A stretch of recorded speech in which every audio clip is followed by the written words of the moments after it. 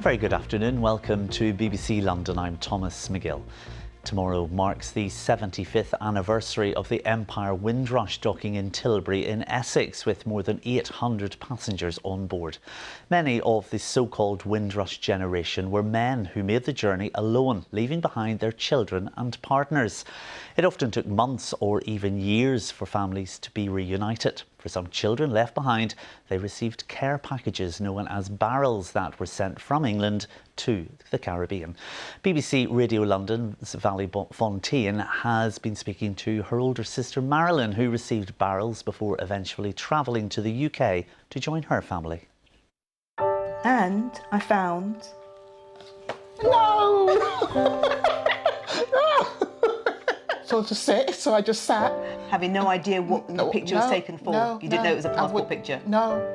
So growing up, you really just didn't even remember Mum at all? No. My sister would mention Mum, but she was my mum. Tell me about the barrels. Yeah. Do you remember when Mum would send them over? I remember a couple of them coming over. Mum had sent us some clothes and some sweets, but we didn't get any of it. Oh. Yes, so... Because? Oh, I don't know if she was saying this. I'll say it. From what I remember, I was told what had happened was that our aunt had lots of daughters as well. Yes, similar age to me. And of course, our mother was sending you and our bigger sister lots of lovely things. Yeah. And we weren't getting it. And she was giving it to her own children. Yeah. That barrel had my first communion dress as well, because I was due to make my first communion. And talking of your first communion, because you didn't make it there. Oh, wait. Yes. Oh, but gosh. Several years later. Yes.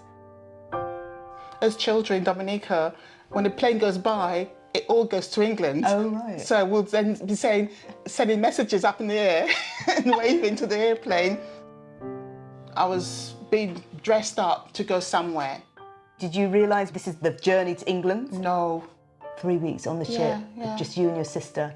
I would have been 6. 6. So she would have been 12. Yeah. Going on, yes. We were under the care of the ship nurse.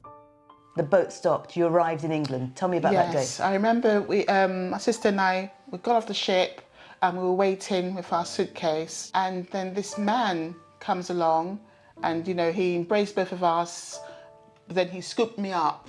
I didn't know him, I didn't know who he was. And then from the train, we then got into a black cab. Our dad got a cab and it drove us to where we were going to be living. Westbourne Park Road. Made it into a playground. I met my siblings, my younger siblings. You said Mum was pregnant at the time? Mum was heavily pregnant. Yeah, when I opened the door and saw my mum, and I just saw this woman again. I didn't know who she is, and she was, sort of embraced me. After dinner, I sort of tugged at my sister's skirt, her dress, and I says to her, "Let's go now." And she then turned and she sort of gave a little laugh and said, "This is home now, we're not going back again, we're not going back." Valley Fontaine speaking there to her sister. A new eco-friendly homeless shelter in Southend is transforming lives by helping people get back into permanent accommodation. 6 houses and 3 additional properties will provide 50 spaces for people previously on the streets. New residents say the accommodation is like being part of a little family. It's given me more freedom. Having your own room's nice rather than having to share. If you're having an off day, you can always shut the door and stay in your room all day. But everyone in this house, I get on really well with everyone. We're like a little family, really.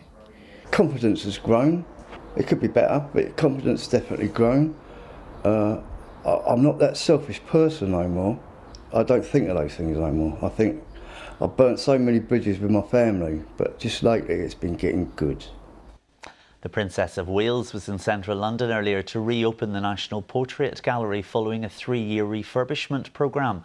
It's the biggest redevelopment project the Grade 1 listed building has seen since 1896, with 50 new pieces of art now forming part of the collection.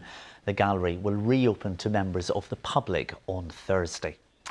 Now, residents on a street in northwest London have been targeted by an unlikely attacker. This crow has been terrorising people by dive bombing and striking their heads as they walk down the street in Gospel Oak. Harry Lowe has been to investigate what's happening. Meet the Gospel Oak crow. For the journalist who first heard of a bird attacking long-haired locals, it didn't take long to find proof. Me and my colleague Anna, who has long hair, which is obviously what the crow goes for, we went up and saw if the crow would go for her, and within seconds it just swooped on top of her head. It was really bizarre. I've never seen anything like that before. And did you see the nest at any point up here? No, I did go looking for it. It was mainly kind of when we were up here anyway, these two trees here. So the nest must be somewhere around. But when I It's the talk of the town in this part of London. Dozens of people with their own terrifying experience. I knew they were attacking people, but they're attacking women with long hair. So I thought I was pretty safe. And then suddenly there was a thump on my back, a really hard thump. And I thought, what's that? And I saw it was a crow. It attacked me. They were picking at my head, and two crows were picking at my dog's back. And I was slapping them away. But the more you slap them away, the more they come towards you. When I left the flat, something kind of like picked my hair from the back, and then when I turned around, there was nothing. And then it happened to me like, I don't know, 5 times maybe. And you kind of feel you become delusional because there's literally nothing going on. And then, yeah, at some point I realized it was a black crow. I just didn't believe these people. Then all of a sudden a crow came and hit a woman on her head. And I said, it's happening right here. And as I stayed there, it happened again. And it happened 4 times within about 15 minutes while I was having coffee. There are around 1 million pairs of carrion crows in the UK, and although people in Gospel Oak are worried, experts say that they're simply protecting their young during nesting season. They're hyper-vigilant, and it might be that in this case they're just kind of over-interpreting the appearance on their territory of a woman with long hair as a threat. So they're really just trying to defend themselves. They're not attacking. Crows aren't aggressive towards humans. They're not attacking for no reason at all. Although this isn't thought to be the work of a murderer of crows, for some it's another example of life imitating art. I didn't expect that to be a bird, and I felt a little bit as if I was in a Hitchcock movie, obviously. They're coming! Harry Lowe, BBC London. You have been warned. OK, it's been a wet start to the day, so what's in store for us later? Elizabeth can tell us with the weather. Hello, good afternoon. Plenty of dry and sunny weather to come in the forecast as we head through the rest of the week. But for this morning, it's been a very soggy start to the day with an area of rain just gradually pushing northwards. Lots of very wet pavements out there, of course, across the capital, and still the chance of a few showers breaking out as we go through this afternoon. But they'll be few and far between. It's a lot drier for the second half of the day, and there'll be some sunny spells breaking out too. Now, in the best of the sunshine, temperatures will peak as high as 24 degrees Celsius again in central London. We've got a noticeable southerly wind. It'll help the air feel a little fresher overnight tonight. Any showers that we do see will fade away. It will be a dry night. Lots of long clear spells around and a little more comfortable for sleeping, but temperatures still on the warm side as we start off tomorrow morning, 13 or 14 degrees Celsius. There'll be plenty of morning sunshine tomorrow, lasting into the afternoon. Again, it's warm, but always the small chance for a few showers popping up here and there too. Highs of 25 degrees. The small chance for a few showers again on Thursday, but it should stay dry as we head through the rest of the week. Temperatures rising into the weekend, 30 degrees possible by Sunday.